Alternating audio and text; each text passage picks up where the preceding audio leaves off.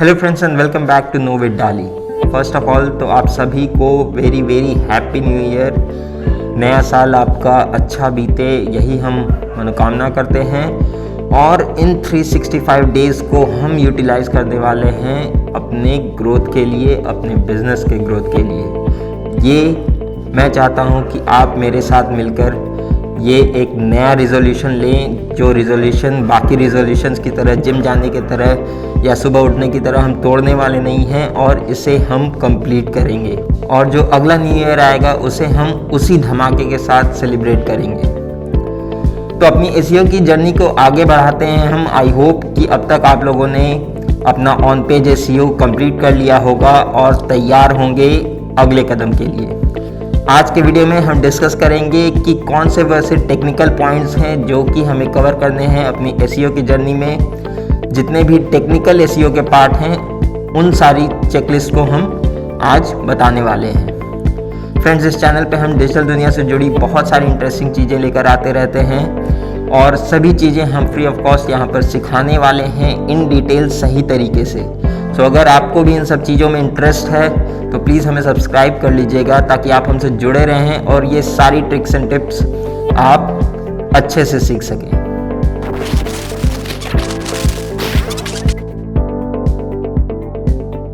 अब चलिए जानते हैं कि टेक्निकल एसईओ होता क्या है। बेसिकली जब हमने ऑन पेज एसईओ किया था तो हम बार बार कंटेंट के ऊपर ही बात करते जा रहे थे, क्योंकि उसका जो कोर है वो सारा का सारा कंटेंट बेस्ड था कि कितनी ओरिजिनल हमारी कंटेंट है, कितनी अच्छी वो हमारी कंटेंट है, रीडेबिलिटी उसकी कितनी अच्छी है और यूज़र को उससे कितना इन्फॉर्मेशन मिल पा रहा है। जब बात आती है टेक्निकल एसईओ की तो यहाँ पर हम बेसिकली वेबसाइट के स्ट्रक्चर्स को अच्छे से ऑप्टिमाइज़ करते हैं ताकि जो क्रॉलर है वो हमारे वेबसाइट को अच्छे से क्रॉल करके अच्छे से ऑर्गेनाइज करके रख सके, ताकि उसकी जो इंडेक्सिंग है उसमें हमें एक बेटर रैंकिंग मिले, हमें एक अच्छा रिजल्ट देखने को मिले। अब चलिए जान लेते हैं कि टेक्निकल एसईओ के अंदर क्या क्या चीज़ें आती हैं। सबसे पहले आता है साइट मैप। साइट मैप भी दो तरीके से हम यूज़ करते हैं, sitemap.xml और sitemap.html। अब इन दोनों में अंतर क्या है और ये होता क्या है, इसके बारे में थोड़ा सा हम समझ लेते हैं। देखिए, sitemap.xml जो है वो एक आपका स्टैटिक मैप की तरह है।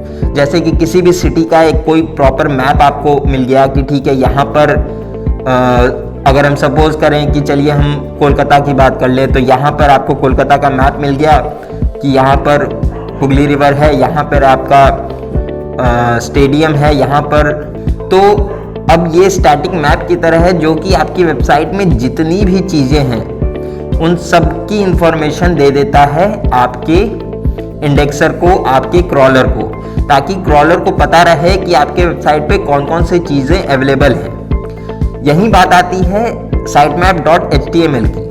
तो sitemap.html आपका बेसिकली मैं ये कह लूँ कि जैसे कि आप गूगल मैप यूज़ करते हो उस तरह से एक नेविगेशन के लिए काम आता है कि अगर आप किसी एक पर्टिकुलर पेज पे हैं तो वहाँ से अगर आपको एक पर्टिकुलर पेज पे या एक पर्टिकुलर पोस्ट पे जाना है तो उसके लिए कौन सी इंडेक्सिंग होगी, ये समझने के लिए क्रॉलर जो है वो sitemap.html का यूज़ करता है।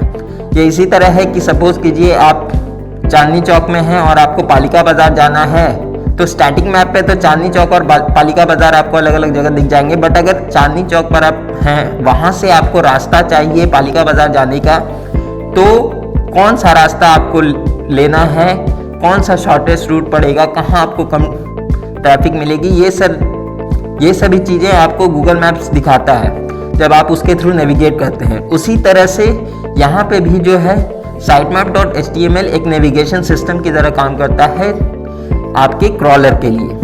अब sitemap कैसे बनाते हैं, .xml हो या .html हो, ये हम इस पर एक डिटेल वीडियो करेंगे आने वाली वीडियोस में, जहाँ पर हम आपको sitemap बना के दिखाएंगे। इसके बाद आता है robots.txt फाइल। ये यूजुअली लोग नहीं यूज़ करते हैं क्योंकि बहुत सारे लोगों को इसके बारे में पता ही नहीं है, बट ये एक बहुत इंपॉर्टेंट फैक्टर बन जाता है आपके वेबसाइट के लिए।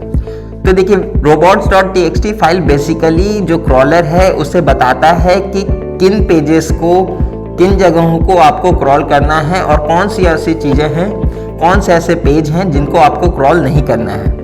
अब आप ये सोच सकते हैं कि भाई क्यों हम क्रॉल नहीं कराएंगे अपने कुछ पेजेस को। आखिर वो भी तो हमें रैंकिंग में हेल्प करेंगे, बट ऐसा नहीं है। सपोज कीजिए आपकी कोई भी वेबसाइट है, सपोज कीजिए आपकी ई कॉमर्स की वेबसाइट है, तो जो चेकआउट पेज है या फिर कोई ऐसा पेज है जहाँ पर यूज़र अपनी इंफॉर्मेशन डाल रहा है, चेकआउट पेज हो गई, आपकी सब्सक्रिप्शन वाली पेज हो गई, तो ऐसे पेजेस को आप क्रॉल करा के आपको कोई बेनिफिट नहीं मिलने वाला। या यूज़र का माई अकाउंट पेज है, अगर आप robot.txt फाइल नहीं बनाते हैं और इसे नहीं रखते हैं तो जो क्रॉलर है वो हर एक पेज को क्रॉल करना स्टार्ट कर देगा। तो बट हमें सारे पेजेस को क्रॉल कराने की ज़रूरत नहीं है और बहुत ज़्यादा क्रॉलिंग होने से भी हमें कुछ फ़ायदा मिलने वाला नहीं है। इसलिए ये एक्सप्लिसिट करना ज़रूरी है कि कौन से पेजेस हमें क्रॉल कराने हैं, कौन से पेजेस हमें नहीं क्रॉल कराने हैं। इसके लिए हम यूज़ करेंगे robots.txt फाइल। तीसरा पॉइंट आ जाता है पेज लोड टाइम। ये ऑब्वियस सी बात है कि जितनी भी आपकी पेज लोडिंग टाइम कम होगी उतना अच्छा आपको गूगल के रैंकिंग में हेल्प मिलेगी। गूगल का पेज इनसाइट भी अगर आप लोगों ने कभी यूज़ किया होगा तो वो इवैल्यूएट करता है आपकी वेबसाइट की लोडिंग टाइम। लोडिंग टाइम जितनी कम है उतना अच्छा यूज़र एक्सपीरियंस है। तो ऑब्वियस सी बात है कि जितनी कम आपकी लोडिंग पेज टाइम होगी उतना अच्छा आपको रैंकिंग्स देखने को मिलेंगे।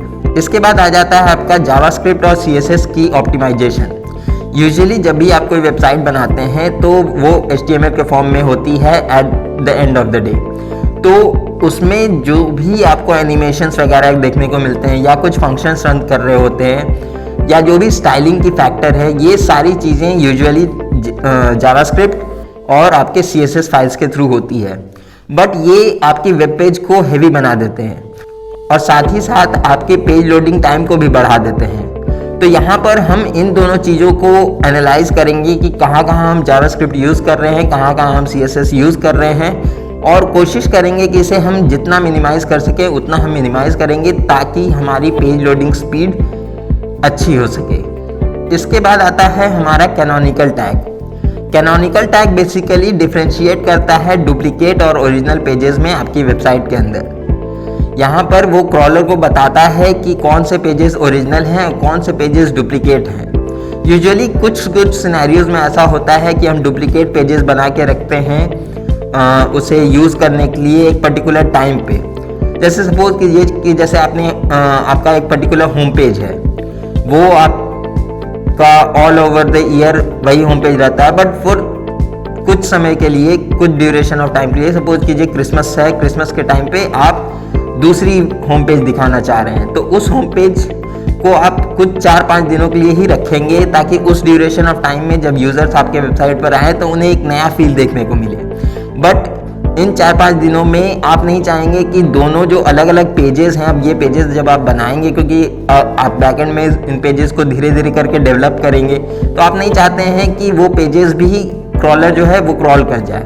तो इसलिए कैनोनिकल टैग्स लगाना ज़रूरी होता है।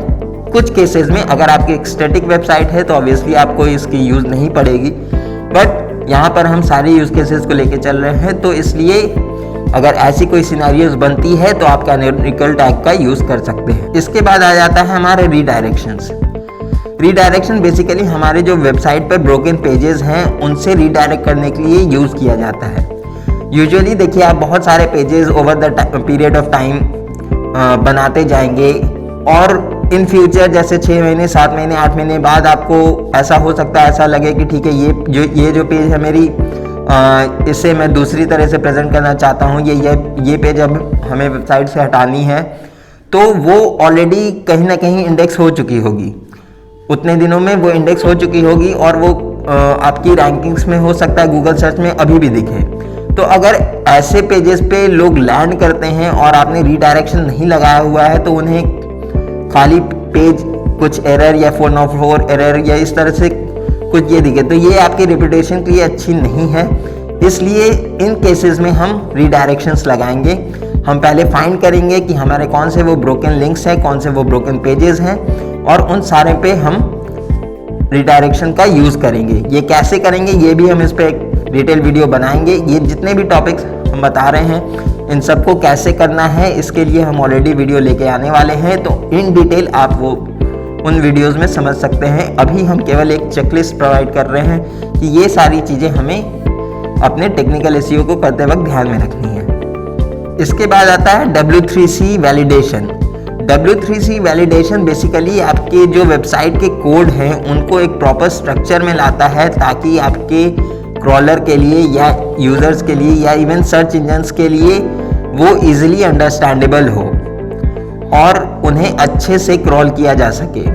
इसकी वैलिडेशन कैसे करते हैं ये हम आने वाले वीडियो में, जैसे कि हमने कहा, इस पे भी एक्सप्लेन करेंगे। अभी के लिए आप बस इतना समझ सकते हैं कि बेसिकली ये आपको एक प्रॉपर स्ट्रक्चरिंग देने में हेल्प करता है। तो फ्रेंड्स, ये सारे पॉइंट जो हैं हमें कंसिडर करने हैं जब हम वेबसाइट की टेक्निकल एसईओ कर रहे होंगे, और इन सभी चीज़ों को हमें ठीक करना है।